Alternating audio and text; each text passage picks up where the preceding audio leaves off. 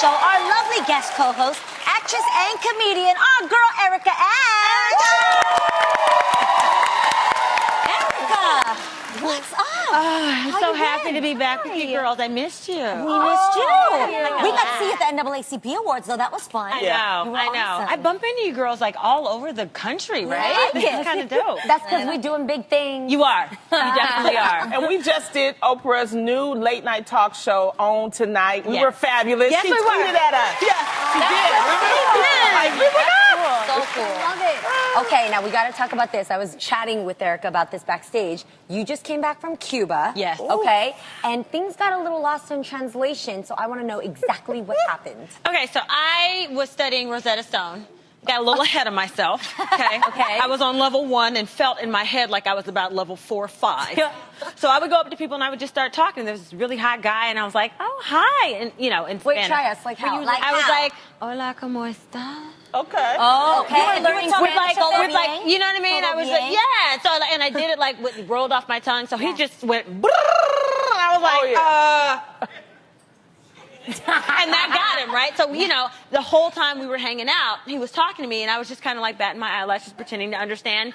So we exchanged numbers, and I kind of got that part out of him. So we've been emailing back and forth. And so what I did was, I would take his emails, and I would Google Translate to English. Hell no. Then respond in English and Google Translate back to Spanish. And it was working great until he was like, "My love, my life, we have to use WhatsApp." That's like the death of every con. Because he's like, he wants to have it like quick. He's like, "Why are you not responding? What's wrong? Are we like lost? Like you don't love me anymore?" And I'm like, "No, I do. Just wait. Hang on. I'm just trying to figure out how to tell you." He's like, my Google Translate just doesn't work that fast. Yeah, I finally had to come clean. But the good news is that he's willing to learn English with me as I learn Spanish. So you got And we could practice. That's romantic. It is. That's really. How much of English does he speak right now? Like on a level 1 or a little? I would say if I'm at a level 1 in Spanish, he's about at a level like 1/4. Oh, a At negative. English. He's a English. negative. Yeah. Oh, good. Got it. So all the translating was happening on my side because he couldn't even really understand when I was saying, "You got to get this app that helps you to translate." He wasn't getting But girl, is he fine? That's the thing. He's so fine. They always say if you want to learn a language, you find somebody who speaks that language that you would be interested in dating. Because I want to understand him. I would just drop it like a bad habit with anybody else. Because I'd be like over it, like, "Oh, it's so annoying." But every time I look at him, I'm like, "Oh, now I know why." Okay. Well, and Erica, your Instagram is hilarious. You have all these funny characters like Auntie and a couple of others. Let's take a look. Oh, God. Maybe it's just me, but the older I get, the more aggressive my body gets about telling me when it's had enough. For instance, if I go to a club wearing high heels and I'm standing for too long, my feet be like, "Get off me, get off me, get off me, get off me, get off me, get off me, get off me." Oh my goodness, that's so true. That It is girl. true. How do you get inspiration for these characters? I think I've been living with people inside my head all my life, and I'm grateful for Instagram for giving me an outlet because it was starting to make me kind of implode a little bit. Okay. So now that I'm able to get it out, I just realize every day how crazy I am. It really just comes. Uh-oh. Who films you doing that? Yes. You know what? I films you gotta on be the honest. floor? Me. I figured out how. I use my phone. Yeah. And I bought the little tripod. That's it. I set it up on a tripod, and then I film it, and then I edit it all together, and then I put it out there. Oh, wow. That way I can do it anywhere that I am, anytime, day or night, and I don't have to worry about If you ever do it. that again on the floor, can I film it? Because I would be dying laughing. Yes. While you're on the floor. You're welcome. Yeah. It's like a one-woman show. Yes. It's awesome. Your neighbors know very well about you, don't they? Oh, my gosh. They probably walk by like, "Ooh." You're liable to hear anything. Yeah, I've got like 8 people on my floor, so I'm sure they think that I'm crazy, but they know I'm an artiste, so you never know what you're gonna get. Well, we're glad you're here. Speaking of Inside Scoop, tennis star Serena Williams recently gave the world an intimate look inside her life when she announced that she was 20 weeks pregnant on Snapchat. So happy for her. Now, Serena basically broke the internet with the news, but not everyone has something good to say. Former #1 tennis player Ile Nadeste reacted to the announcement by allegedly saying, quote, Let's see what color it has. Ooh. Chocolate milk? Now, Williams decided to go high after he went so low and responded via her Instagram saying, in part, I quote, "I'm not afraid, unlike you. You see, I'm no coward. Does my sassiness upset you? Why are you beset with gloom? You may shoot me with your words. You may try to kill me with your hatefulness. But still, like air, I ride." Yes, Maya. Come through, Maya Angelou. Now, a blog in Elite Daily also pointed out that there seems to be an upsetting trend when it comes to black pregnant women in the public eye. They face insensitive commentary that their white female peers do not. And ladies, do you agree with this? Interesting. I mean, it's very, very interesting because it happened with Beyonce, and it's happening with Sierra. It's because I think because they're public figures. I mean, first of all, remember when Beyonce had her first baby, and she didn't do what she did with the second baby, and people were kind of questioning, is she even pregnant? Well, you know what I'm saying? Now that she's, exposing and gave us this grand look into her life, now people are criticizing it. So to me, you can't win with people. It just seems like that. Ronnie, 'cause I was even criticized. I don't know if you guys remember this, but I was criticized with the the pregnancy announcement of Araya. Yeah. I had, the clear blue pregnancy test, which I really used. But I had to put ad on it, and people went crazy because they didn't like that I had an ad within my pregnancy announcement. And I didn't get that with Aiden, so I don't know, maybe it started then.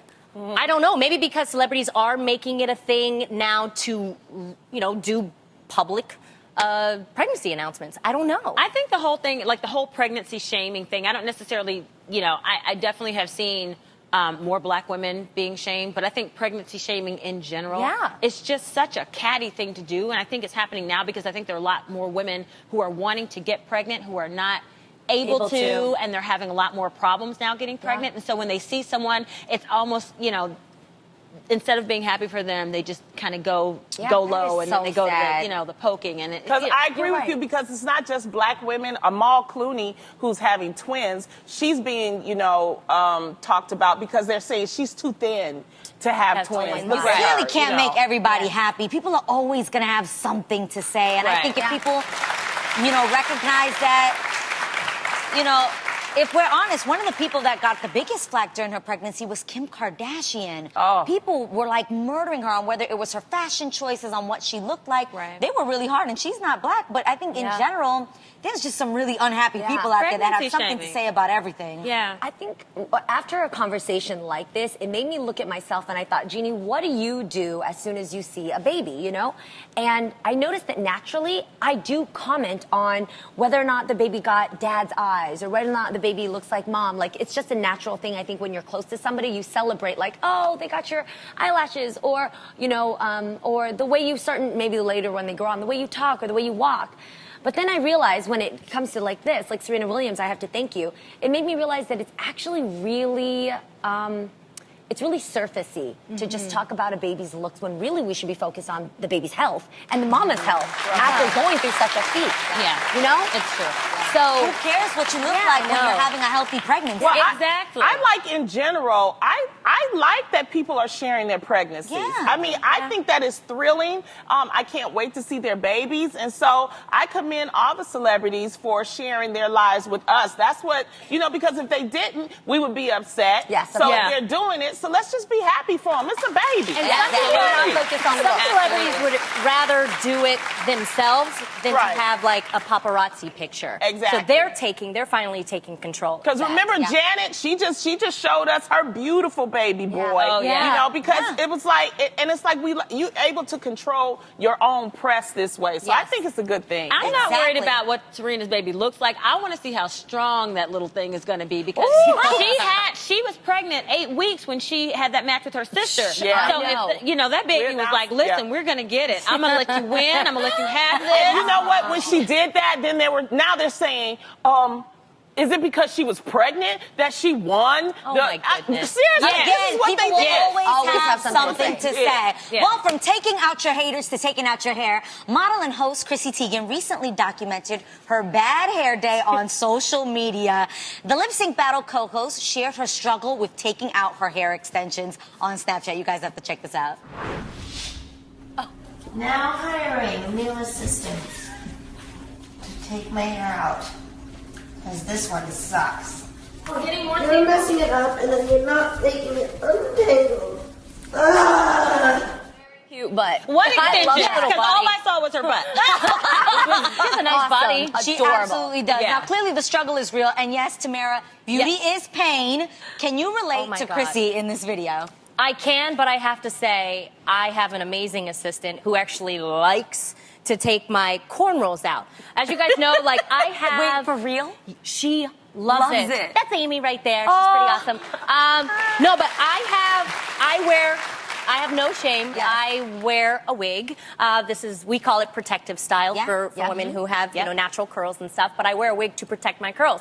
But underneath it, I have to put tiny, tiny cornrows Yeah. so the wig looks flat and it Right. looks real. And Dante, you do a great job doing it. But Amy, she loves to just get in my hair and actually help me take the cornrows out, because before I take a shower and wash my hair, I have to take the cornrows Yeah. out. And sometimes, you guys, that could take up to like 30 minutes because they're really, really Oh my tiny. gosh. But she helps me, so it only takes like 15 minutes. But I really, really, really have to give her props, because Amy is actually married to a black man, and she knows that, you know, I have biracial hair. Yeah. She wants to learn early how to do black hair. I love and I have to that. give it up to her for that. She's not afraid to just get in there and take them out. Yeah. You're really lucky to have an assistant who can do that.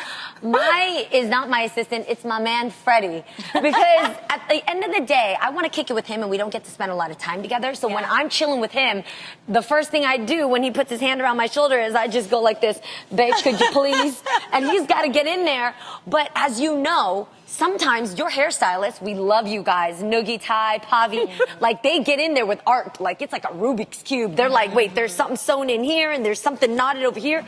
I just learned though, you cannot let your man take out your hair while he's watching television because it's not a good look. Freddie, I love you, but there's been a few times while he's watching TV and he's taking out my hair and he yanks because he thinks he found the real piece, and you find your head going, and I'm like, no, babe, no, that's my real hair. And he's like, I'm sorry. He's like, why'd you let me do this? And it turns into a fight.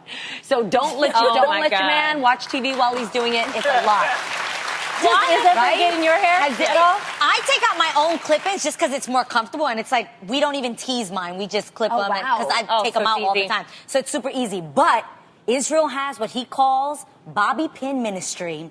Yes, he does. Now, you know these top knots that I'm always wearing, like buns and all these little hairstyles. I swear, Ray uses so many bobby pins in my hair that hurts way more to me than any extension has ever hurt.